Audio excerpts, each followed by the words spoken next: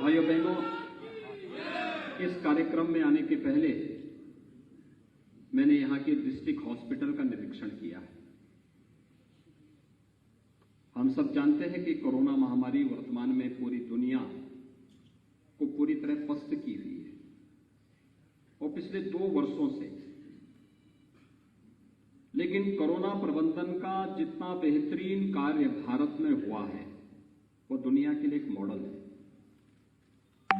जीवन और जीविका को बचाने की प्रधानमंत्री मोदी जी की जो युक्ति थी, उनका जो मंत्र था, आज दुनिया उसकी सर्वत्र सराहना कर रही है।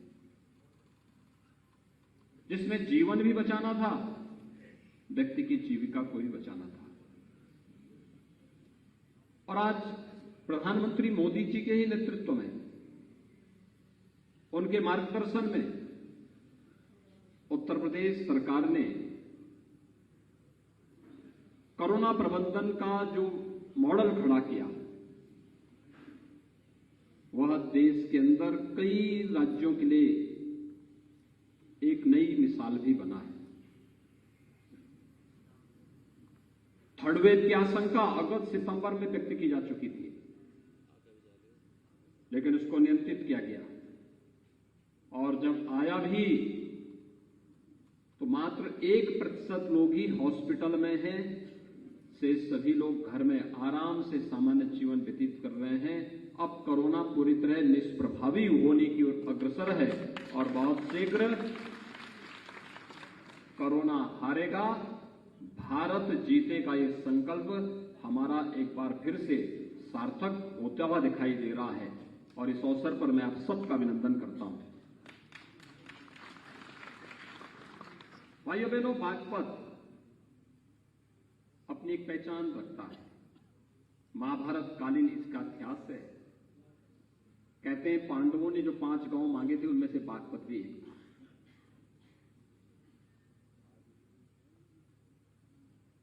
इतना प्राचीन इतिहास दुनिया के किस देश का है जितना आपका हो? यहां का पूरा महादेव का मंदिर, यहां के क्रांतिकारियों का देश की आजादी में दिया गया योगदान, भारत के इतिहास और दिल्ली के साथ इसका जुड़ाव, ये तो इतिहास के पन्नों में आज भी अंकित है। और इतनी गौरवशाली परंपरा के साथ जुड़ा हुआ आपका अतीत, लेकिन बीच के कालखंड में सत्तालोलुप राजनीतिक दलों के हाथों में जो बागडोर प्रदेश के अंदर जिन तत्वों के हाथों में आई थी, जिनके लिए उत्तर प्रदेश की 25 करोड़ जनता नहीं बल्कि अपना स्वयं का परिवार महत्वपूर्ण हो गया था। कहीं चाचा भतीजा के लिए, कहीं बुआ भतीजे के लिए, कहीं भाई बहन के लिए, उससे बाहर उनकी दृष्टि नहीं जाती थी।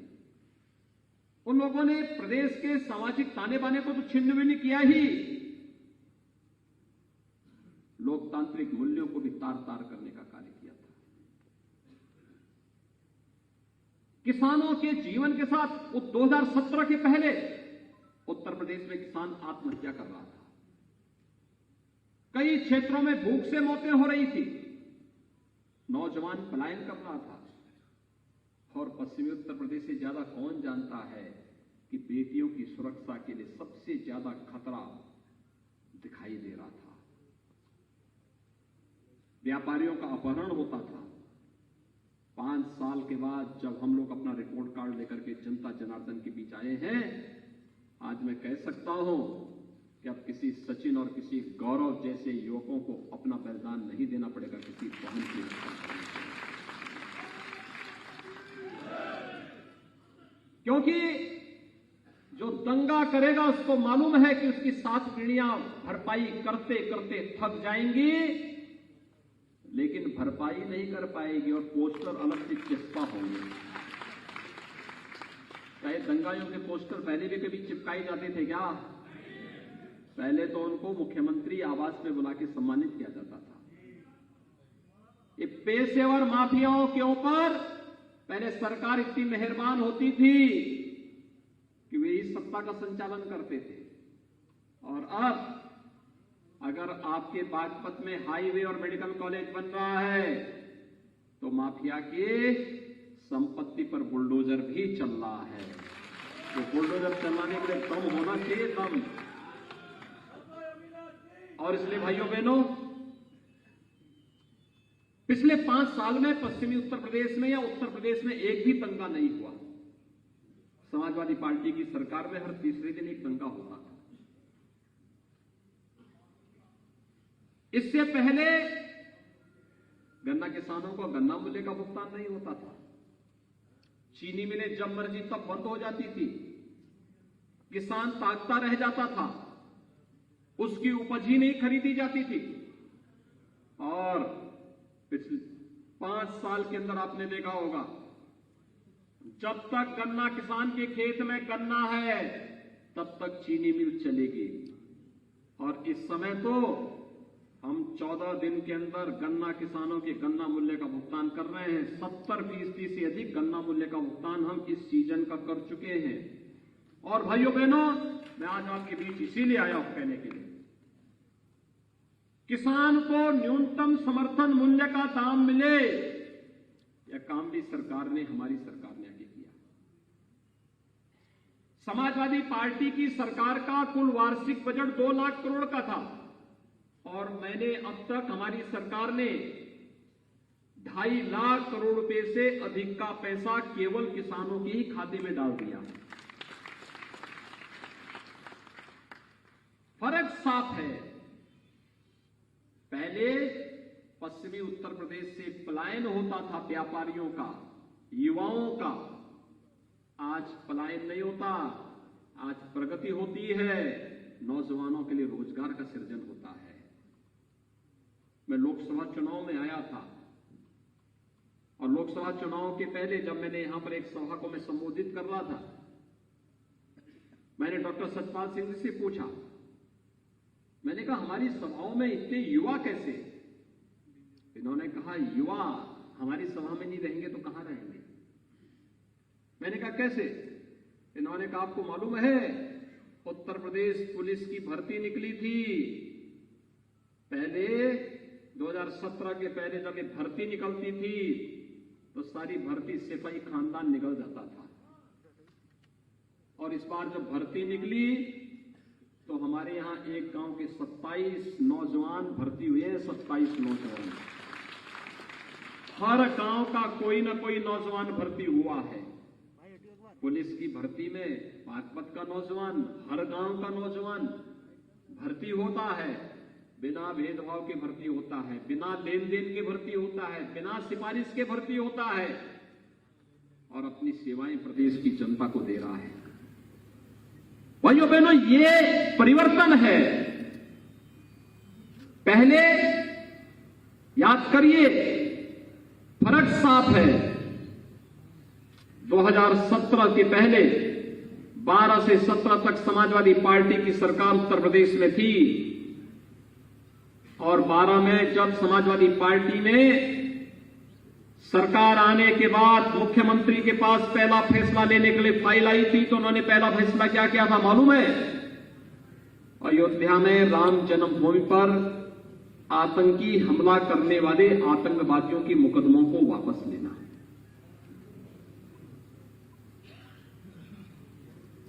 उन्होंने आतंकवादियों के प्रति उनकी संवेदना थी, पेशेवर माफियाओं के प्रति उनकी संवेदना थी, अपराधियों के प्रति उनकी संवेदना थी। लेकिन 2017 में जब भारतीय जनता पार्टी की सरकार आई और मेरे सामने आया कि मुझे पहले कौन से निर्णय लेने हैं, मैंने कहा पहले अन्नदाता किसानों का कर्ज माफी का कार्यक्रम होगा। 86 लाख किसानों का 36,000 करोड़ रुपए का कर्ज माफ हुआ था। फिर दूसरा फैसला मैंने कहा था कि बेटियों की सुरक्षा की पुख्ता व्यवस्था होनी चाहिए। एंटी रोमियो स्क्वाड का गठन किया गया। तीसरा फैसला हुआ था अवैध बूचड़खानों को हमेशा के लिए बंद करेंगे। फर्क साफ है। वे आतंकवादियों के प्रति संवेदना व्यक्त करते थे, हमारी संवेदना अपने नौजवानों के प्रति है। हमारी संवेदना बेटियों की सुरक्षा के प्रति थी, हमारी संवेदना अन्नदाता किसानों के प्रति थी। भाइयों बहनों, पिछले 5 सालों के अंदर उत्तर प्रदेश ने एक लंबी दूरी तय की है। सबको सुरक्षा, सबको सम्मान। पिछली सरकारें कावड़ यात्रा पे रोक लगाती थी, जन्माष्टमी का आयोजन नहीं होने देती थी। हमारी सरकार ने जन्माष्टमी के आयोजन भी धूमधाम से मनाए, और कावड़ यात्रा में तो बोलना ही क्या है, पुष्प वर्षा भी होती है। प्रदेश वही, सरकार बदलने से कितना फर्क पड़ता है, कितना फर्क पड़ता है, यह आपको स्पष्ट दिखाई देता है। और इसलिए भाइयों बहनों, आज हम सब आपके पास आए कहने के लिए, पिछली सरकारें जब बनती थी, पहले सरकारें जब बनती थी, तो मुख्यमंत्री अपने लिए बंगला बनाता था, मंत्री अपने लिए बंगला बनाते थे। हमने कहा मुख्यमंत्री का तो कुछ है ही नहीं, मुख्यमंत्री तो प्रदेश के 25 करोड़ लोगों को ही अपना परिवार मानता है। इसलिए प्रदेश के अंदर 43 लाख गरीबों को एक एक मकान हम लोगों ने दिए हैं, 43 लाख गरीबों को। और पिछली सरकारें क्या करती थी, अपना मकान बनाती थी, अपना खानदान के बारे में सोचती थी। उनकी सोच न गांव के प्रति थी, न गरीब के लिए थी, न किसान के लिए थी, न नौजवान के लिए थी, न महिलाओं के लिए थी, किसी के लिए भी नहीं थी। हम लोग अयोध्या में दीपोत्सव का आयोजन करते हैं, बरसाना में रंगोत्सव का कार्यक्रम करते हैं, और वे लोग सफाई महोत्सव मनाते थे। अंतर देख सकते हैं ना, सोच देख सकते हैं। सफाई महोत्सव मनाते थे, हमने दीपोत्सव का आयोजन अयोध्या में किया। तो अयोध्या जाने में संकोच करते थे। हमने कहा संकोच कैसे, अयोध्या की पहचान तो भगवान राम से ही है, और आज अयोध्या में भगवान राम का भव्य मंदिर का निर्माण भी हो रहा है। वे तालिबान का समर्थन करते हैं, लेकिन हमने कहा कि तालिबानी मानसिकता उत्तर प्रदेश के अंदर नहीं पनपने देंगे, कठोरता से उसको कुचलने का कार्य करेंगे।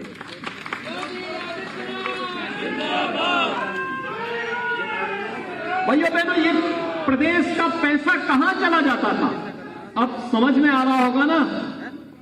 आपने देखा होगा, उनके इत्र वाले मित्र जब पकड़े गए और इत्र वाले मित्र के घर से जेसीबी लगा करके हमने दीवारें तोड़ी। जेसीबी, मोटी मोटी दीवारें, आरसीसी की दीवार थी। जेसीबी को पहले होल किया गया, फिर उसे तोड़ा गया, और तोड़ करके जब उस पैसे से देखा अंदर, तो नोट की गड्डियां की गड्डियां भरी पड़ी थी। पूरे प्रदेश को लूट करके भर के रखा हुआ था इन लोगों ने। हमने कहा ये सब नहीं स्वीकार होगा। वे लूटते थे गरीबों का, विकास का पैसा लूटते थे, गरीबों का पैसा लूटते थे। या तो वे स्वयं लूटते थे, या अपने शागिर्द माफिया और अपराधियों से लूटवाते थे। माफियाओं को तो हमने पहले ही ठिकाना लगा दिया है,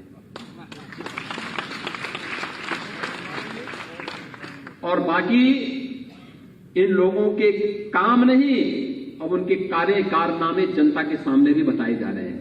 देखो ना, जिस पैसे से गरीब का मकान बनना था, जिस पैसे से गरीब को राशन मिलना था, जिस पैसे से मेडिकल कॉलेज बनना था, जिस पैसे से हाईवे बनना था, वो पैसा तो इन्होंने इन दीवालों में बंद करके रखा हुआ था। आज वही पैसा निकल रहा है। तो आपके सांसद एक एक सड़क को हाईवे बनवा देते हैं, मेडिकल कॉलेज की मांग पूरी होती है, विकास की योजनाएं तेजी के साथ आगे बढ़ती हैं, फ्री में टेस्ट, फ्री में उपचार। कोरोना में आपने देखा होगा, इतनी बड़ी महामारी, इतना बड़ा प्रदेश, हमने कहा नहीं, हमारी जनता को किसी के सामने हाथ फैलाने की नौबत ही नहीं आनी चाहिए। हम फ्री में टेस्ट करेंगे, फ्री में उपचार करेंगे, गरीबों को फ्री में अन्न देंगे। और प्रधानमंत्री मोदी जी ने तो फ्री में वैक्सीन, सबको वैक्सीन भी दे दी। कल्पना करिए, सपा बसपा या कांग्रेस से में से दुर्भाग्य से इनमें से कोई होता, किसी का पता लगता? भाइयों बहनों, कोई नहीं दिखाई देता। और वैसे भी आपदा के समय तो क्या सत्ता पक्ष क्या विपक्ष, सबको जनता के साथ खड़ा होना चाहिए। इनमें से किसी भी दल का नेता, किसी भी दल का नेता, मैं पूछता हूं, सांसद, विधायक और भाजपा के पदाधिकारियों को छोड़ दिया जाए, किसी अन्य दल का कोई नेता जनता जनार्दन का हालचाल पूछने के लिए गया था क्या? भैया, तो फिर कैसे हम उनको बोले? उनसे पूछा जाना चाहिए कि भाई, जब तुम हमारी आप विपत्ति के समय तुम हमारे सहयोगी नहीं बन सकते, तो चुनाव में समर्थन देकर के भूल हम कैसे कर सकते हैं? कैसे कर सकते हैं? ये लोग तो आज भी पश्चिमी उत्तर प्रदेश को मुजफ्फरनगर जैसे दंगों की ओर धकेलना चाहते हैं। बराबर उसी प्रकार की साजिश, लगातार उसी प्रकार के षड्यंत्र, कैसे कैसे चेहरे इन्होंने चुनावी मैदान में उतारे हैं, कैसे कैसे लोग हैं। किराना का इनका प्रत्याशी अभी भी धमकी देता है, हम आएंगे, ये करेंगे। यानी गर्मी अभी भी शांत नहीं हुई है।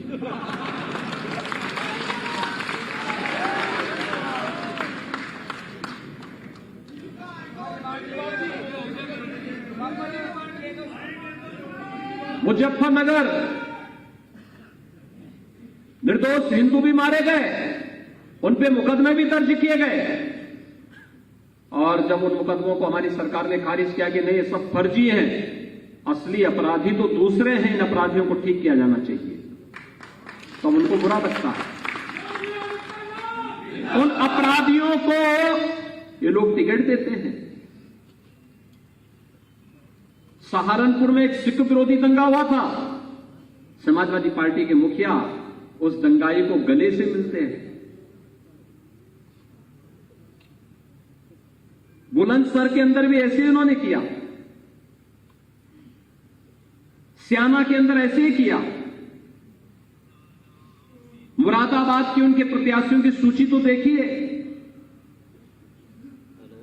उनमें से एक व्यक्ति वह भी है जो कहता था कि तालिबान का अफगानिस्तान में ना बहुत अच्छा है।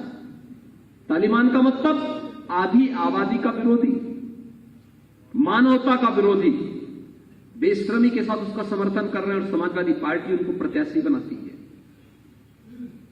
भाइयों बहनों,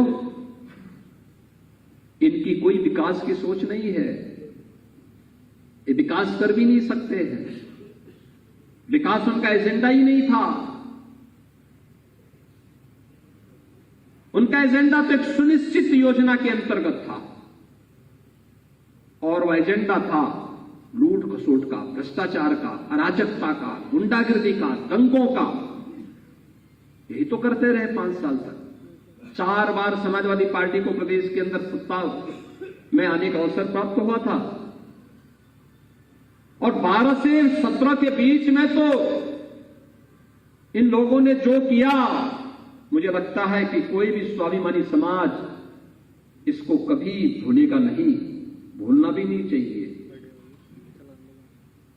क्या मुजफ्फरनगर, क्या कोसी कला का दंगा, क्या बुलंदशहर का उपद्रव, क्या मेरठ के दंगे, क्या सहारनपुर के दंगे, क्या बिजनौर का उपद्रव, कोई जगह खाली थी क्या? हर जगह तो रोज दंगे होते थे, रोज होते थे। विकास ठप पड़ा था, अराजकता चरम पर थी। आज तो शांति है, आज तो दंगे नहीं हो रहे हैं, आज तो अराजकता नहीं है, आज तो किसानों को अपने खेत में अपनी मोटर सेट को बचाने के लिए, पंपिंग सेट को बचाने के लिए नहीं जाना पड़ रहा है। आज तो बिजली की समस्या नहीं है। हमारी सरकार ने तो बिजली भी दी और बिजली के दाम आधे भी कर दिए हैं। इनके समय में तो अंधेरा ही था, अंधेरे में रहने के अभ्यस्त थे, बिजली नहीं देते थे। भाइयों बहनों, इनका विकास का जो मॉडल था वह विनाश का था, नकारात्मक था, अराजकता पैदा करने वाला था। और यही कारण था कि विकास का सारा पैसा बटोर करके या तो अपने नेताओं के घर में भेजते थे या फिर माफियाओं के हवाले करते थे। और अगर कहीं थोड़ी बहुत कहीं लगता था कि करना है तो विकास का कहां का कराते थे मालूम है आपको? समाजवादी पार्टी की सरकार के समय का केवल एक विकास दिखाई देता, वो विकास है कब्रिस्तान की बाउंड्री वॉल का।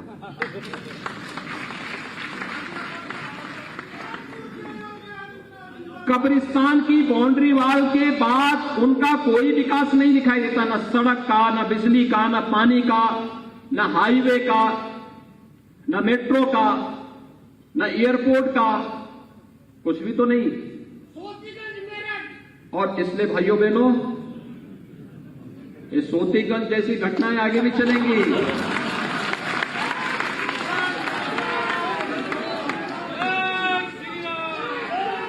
ये सब इनके गढ़ थे जहां पे हमारी जेसीबी और बुलडोजर चलती है और मजबूती के साथ। और इसलिए भाइयों बहनों, विकास था ही नहीं उनका। हमारे यहां विकास होता है। एशिया का सबसे बड़ा एयरपोर्ट आपके बगल में ही जेवर में बन रहा है। दुनिया की यात्रा यहां से आप कर पाएंगे, कहीं कोई दिक्कत नहीं। मेट्रो से जोड़ने की कार्रवाई कितनी तेजी के साथ हुई है। हाईवे बन रहे हैं, मेडिकल कॉलेजेस बन रहे हैं। 1 करोड़ गरीबों को, वृद्धजन, विधवा महिलाएं और दिव्यांग जनों को हम पेंशन दे रहे हैं 12,000 रुपये सालाना। इनके समय यह पैसा कहां जाता था? समाजवादी पार्टी के चंद लोगों को समाजवादी पेंशन के नाम पे दी जाती थी। हमने कहा नहीं भाई, पेंशन न समाजवादी होती है न कांग्रेसी होती है। यह तो केवल पेंशन होती है, गरीब की मिलनी चाहिए और उनको पेंशन दीजिए। ये राशन का पैसा भी बटोर करके तस्करी के माध्यम से बांग्लादेश पहुंचा देते थे। हमने कहा नहीं, तस्करी नहीं होगी, ये पैसा ये गरीब का राशन है, गरीब को ही मिलेगा। 15 करोड़ गरीबों को 2 बार, डबल इंजन की सरकार है तो डबल बार हम राशन की देंगे।